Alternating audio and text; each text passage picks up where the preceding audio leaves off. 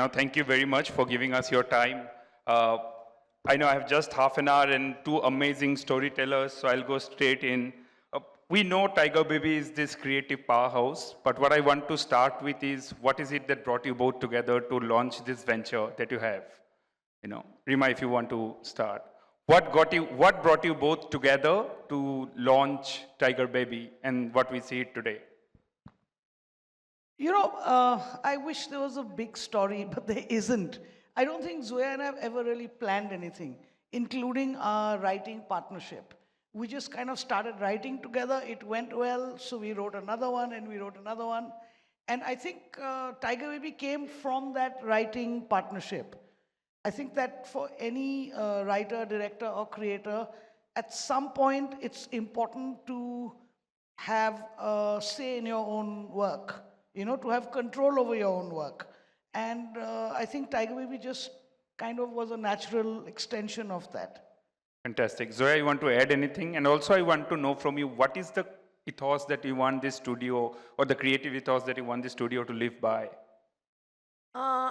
Continuing from where she left off, I think it was a very natural progression. It's also the only growth pattern you can have in a business. We were both writer-directors from the time we started. And it's interesting that we are both filmmakers that write each other's scripts. For us to produce was the natural growth pattern. So it just happened, and since we were both working in each other's stories, we started this company together because our aesthetic and taste is similar. And what we want, our production house, we want to tell stories in every form and format. And we definitely want to tell stories that are rooted in some kind of authenticity and reality. At the same time, you know what I mean, be cinematic, because we are both film kids. Absolutely. So be cinematic and eventually be able to tell Indian stories for the globe. Fantastic. We'll get to that Indian stories for the globe for sure. But what I want to understand from you, what got you both into unscripted format? Is there a broader vision to it? I think we are both very, very big fans of documentary. We watch a lot of documentaries. You throw a stone here, you hit a story. Yeah. So it was just, it's another form. It's another way. It's another way to express or tell a story. So I think that's what it is. There was no calculated. We don't calculate any of our moves. We just do what we like. And we like documentaries, so we are happy to work in the unscripted space. Fantastic. Rima, you want to add? Yeah, like Zoya said, we don't calculate. I think we both function from a very instinctive, maybe even kind of emotional level, If she or I connect with a story, or one of us connects with a story, then we start chewing the other's brain, basically, to kind of convince them.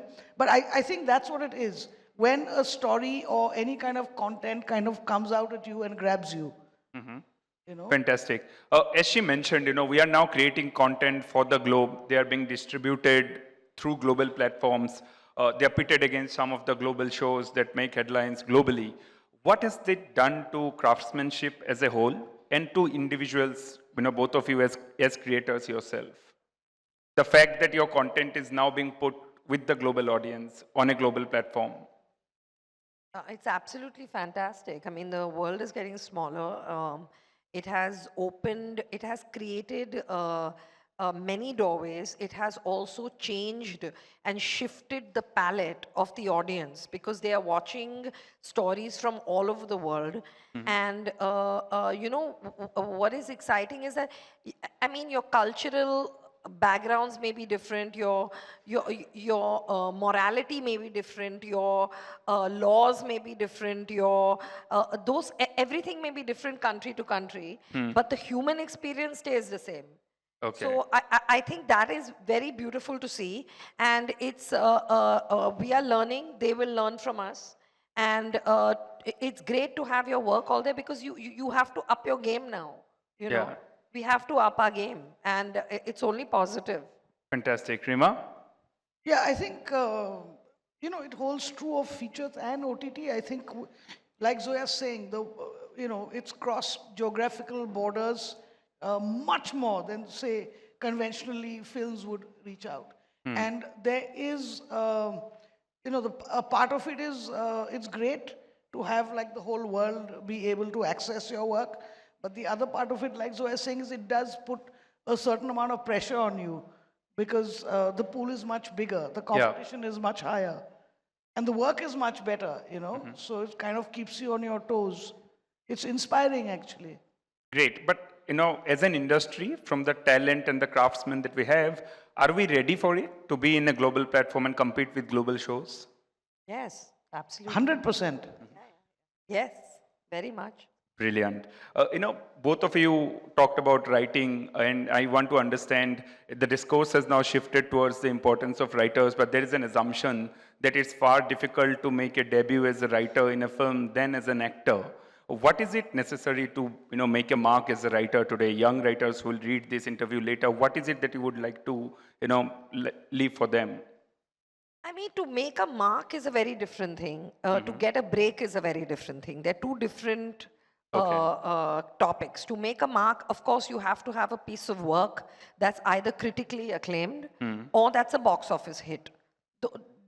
Those are the only two ways you can make a mark in any field. Correct. But to get a break is hard, and like you have to know people, you have to be able to assert yourself, you have to be able to be integral to your vision, and at the same time, because it has to be adapted. When you're a screenwriter, you have to adapt to a director's vision, a producer's compulsion of how to make the story broader, then the actor's image. There's a lot of things that come in, but you have to be able to do all that and keep the integrity of the story. So that's very difficult, and getting a break. But today it's easier because I think there's so much work happening. I think every show on a streaming platform has a writer's room. They need more than one writer. Yeah. Today, the only thing we hear is there are no writers.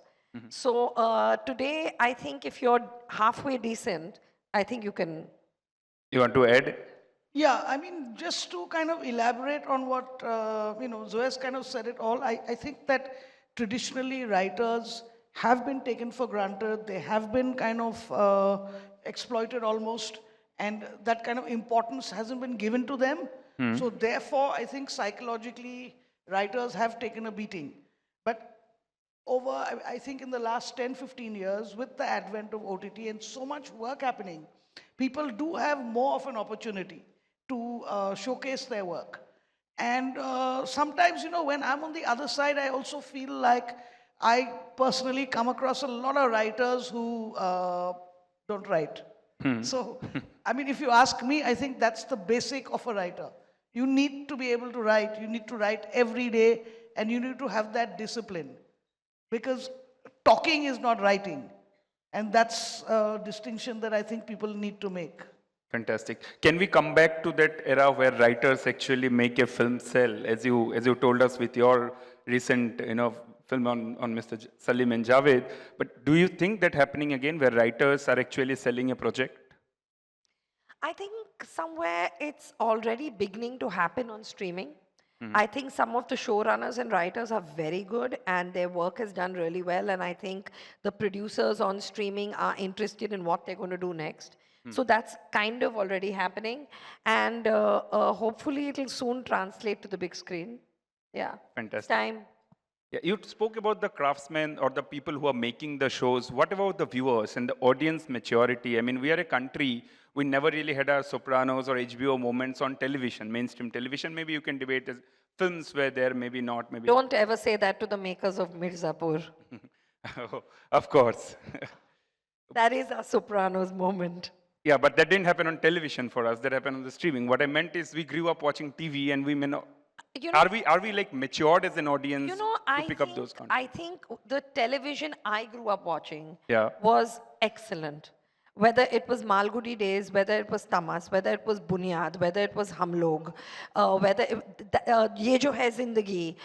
These are, I don't know if any of you remember any of these shows, but they were excellent shows. I mean, Malgudi Days were shot on film. Correct. These were excellent shows, Nukkad. These were made by big filmmakers, and Ramesh Sippi, Saeed Jaffrey, Shankar Nag. These were the kind of people, Kundan Shah, Yeah. they were making these shows. So there was a golden period for television, and it regressed from there. And but this is a TV I grew up watching, and there was proper filmmakers behind it, and the narratives were excellent, the quality was excellent, and the audience loved it. Fantastic. Yeah, so the question was actually on the maturity of our current audience Yeah, to I mean, take up the content that See, you are.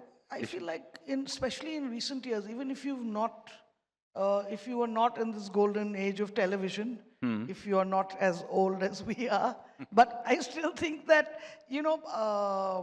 COVID kind of, everybody was stuck at home and no new shows were coming, and people by default started consuming content from all over the world. And that's what it is, I think that when you engage something, your palate gets refined, your tastes become better, you kind of are, you see things from all over the world, and that automatically lends itself to kind of maturing your taste a little bit. Fantastic. So you all have also ventured into Tiger Telly, which is where you are trying to help brands dish out communications which are innovative. Talk to us a little bit more about it. And do you see this great storytelling that you mentioned, maybe Mirzapur, is it also reflecting on the way we are looking at our advertisements? I think, definitely it's not about Mirzapur. I think the shift to digital has obviously changed the way we are advertising.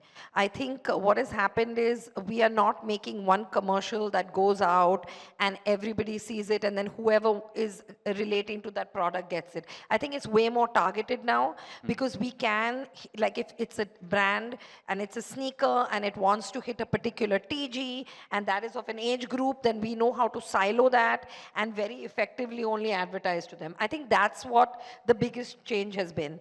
But I have always had a bit of a love for advertising, because that was my first job. My first job was as a copywriter. Correct. And I worked with UTV, Ronnie Screwvala, and in a place called the Script Shop.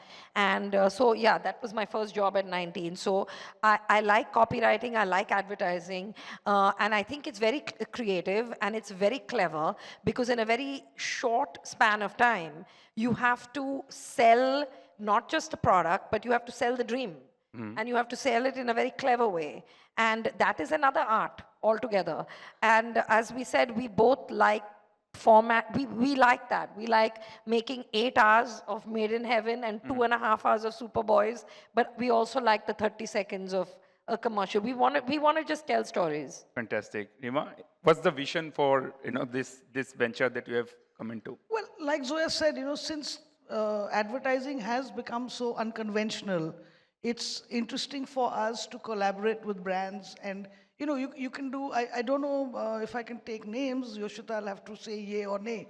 But for example, we also are coming out with album.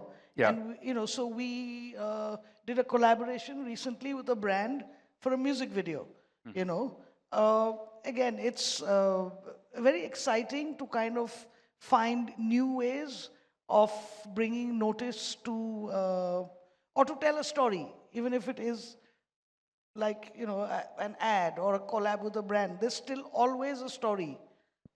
So we've done different kinds of things, from the very traditional, like a Spinny, Yeah. or like Vivo, share the load with Ariel. But Correct. then we've also done the Naika Brides, Yeah. the Naika Wali Shadi, which was a completely different form. And that was more docu-drama. And that was actually what we love. And it's like documenting these women with their stories. And now they're going to become brides. So then the brand comes in a very organic way of what beauty means to them and how they are going to dress up. So we like doing different things. And it has to obviously have something for us to put in also. Otherwise, why Correct. come to us? Correct. Yeah, so I mean, we love people to approach us, and kind of together we come up with something that works for them. Fantastic. Yeah. Is there any brand that you will work with, or is there a specific, it has to be a long form branded content? Can it be a No, we are open. simple Not. 30-second? Yeah. We are open. Like Zoya Fantastic. said, it's 30 seconds to 8 hours of content. Wow, that's brilliant. Also, what about integrations into your films? We have seen that a lot of marketeers or CMOs are now inclining towards brand integration. Some of them are done organically. Some of them are really out of place also at times. Are you open to that? We've done it throughout. We've always done it, but the beauty is to do it in a very seamless way.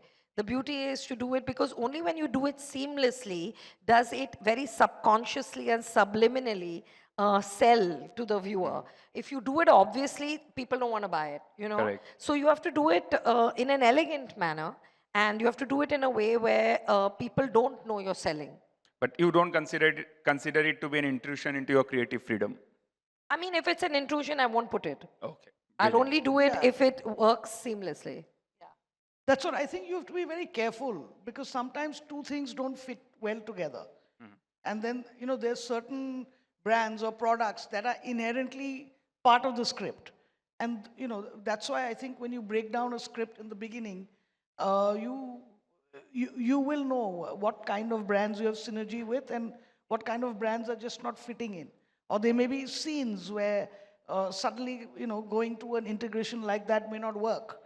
So I think if it works, it can be great for you as a filmmaker because, you're getting a little more help to kind of put out your production, but also for the brand. But I think you need to be careful because if you're not careful, it can stick out like a sore thumb and not work at all and in fact backfire. Fantastic. You spoke about music video. With music comes my next question. You have launched this music label, as you are calling it, Tiger Baby Records, and you are supporting new and emerging talent. What's the vision with it, and how do you see it leaving a mark on the industry? I mean, we love music. There is a very big market right now digitally for indie music and indie music artists. We anyway work in cinema, we anyway work in films, we have use of that music. But this was just one way of putting on music we like and being able to platform it, putting it out, and then cross-purposing it. If we want to use that in movies, we want to use that in our show, we want to use that for brand collaborations, we can. And at the same time, we are producing and putting out music that we really like with artists that we would like to platform. So it's just a win-win situation. And we don't know where it'll go. But like we said, we don't plan anything. We just do things we like and hopefully they grow. Fantastic. You want to add anything on the music front? Yeah, I mean, actually, Tiger Baby Records, we're starting with music as a vertical, but for us, it's all things sound. So whether it's a mogo or it's, it could be a podcast, it could be a radio play, we're open.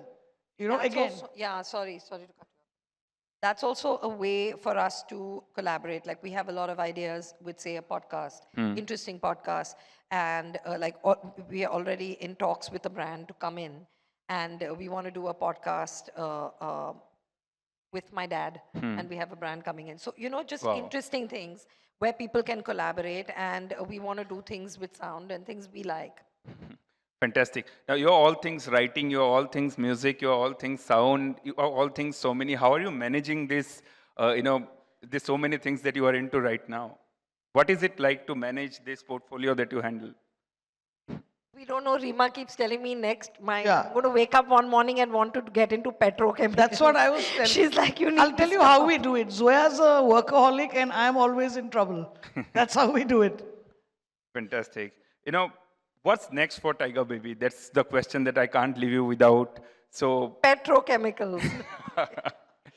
as much as I want to believe it, I want to see some movies No, also I think coming from this table. the only thing we're focusing on right now is Superboys of Malegaon. And I'm going to very shamelessly plug it. It's releasing in cinemas on the 28th of this month. Please go and watch it. I promise you it's worth your while. Fantastic. Reema, of course we are going to go and watch it. Yeah, I mean, Superboys is releasing on the 28th. Terribly excited. Please do go watch, and if you like it, do share your feelings with people, because these kind of films, word of mouth is crucial. Apart from that, we've also got In Transit with Amazon, which will come out sometime this year, Fantastic. which is a 4-part docu-series on the trans community. We're also developing other scripts, several scripts for Tiger Baby to produce soon, Fantastic. Direct. and for us to direct. And Wow. Yeah. Again, I don't understand how can a human being do so much work, but that's why you people are superhuman for sure. Last question, how do you want to continue pushing the boundaries of creative storytelling? Is that a goal that you have set for yourself with Tiger Baby? We just want to make whatever we like. We just want to make things we like to watch, and if that pushes a boundary, so be it. The aim is not to push the boundary. The aim is to actually do justice to what we like, put our sensibility, put our beliefs, put stories that move us, people that move us, platform them, and if that moves the needle, it moves the needle. Fantastic. Reema? yeah, I mean, again, like Zoya said, this pushing boundaries, I never start with that. And honestly, even if we didn't, that's never been our major concern. The concern is always, what is the relationship I have with the stories that we're putting out? I feel like if we really like something, then there's a chance other people will like it. And, the idea is to just kind of put out stories that we resonate with, and it will resonate with other people. Then now, whether that turns out to be pushing boundaries or being progressive or being inclusive, these are offshoots. You never try to be cool. It either happens or it doesn't. Fantastic. Thank you. Thank you very much for your time. It was lovely having this conversation. And you have not only making, good stories, you are also making storytelling better for sure. That's what I really admire about it. Thank you. Thank you very Thank much. you.